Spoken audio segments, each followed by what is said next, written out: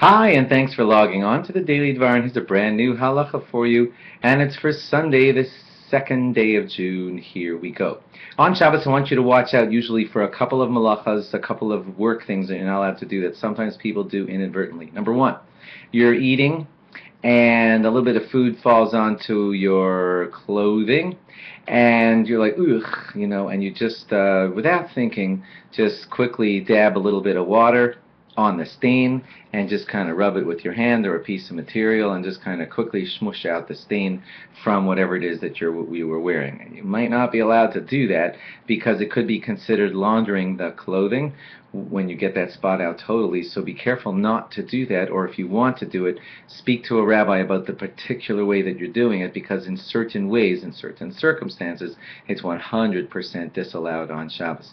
Similarly, not the same halacha, but a similar type of problem, something gets all soaked, and your first instinct, before you get to think about it a whole lot, is to just squeeze on the thing to get all the soaked liquid out of it, like the tablecloth or the whatever it is that you're holding, and you're not allowed to squeeze the liquid out of a towel or a raincoat or a tablecloth or anything, so be careful not to do that.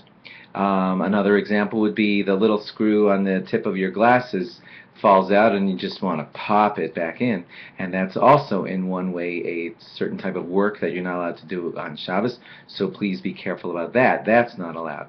You see a little cuticle on your nail and you just feel like, ugh, pull that thing off. Each one of these are for different reasons, but that too, pulling off that little piece of growing skin on yourself on Shabbos is something that you're not allowed to do, so please be careful not to do that also.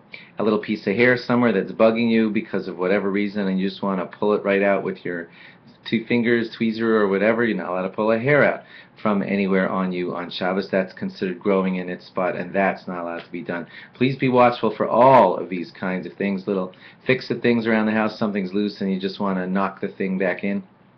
Could be, under certain circumstances, that would be considered a type of building on Shabbos, depending on the circumstance. Generally, I'm teaching you to watch out for these things, especially if they're habit things that you see that happen a lot. Find out about them, but because there's a certain thing that you tighten a lot. Give you one more.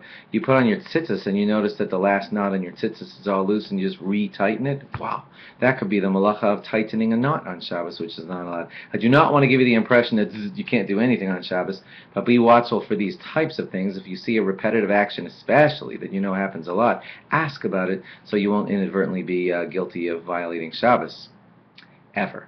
Thanks for logging on, and log on again tomorrow for more. Bye-bye.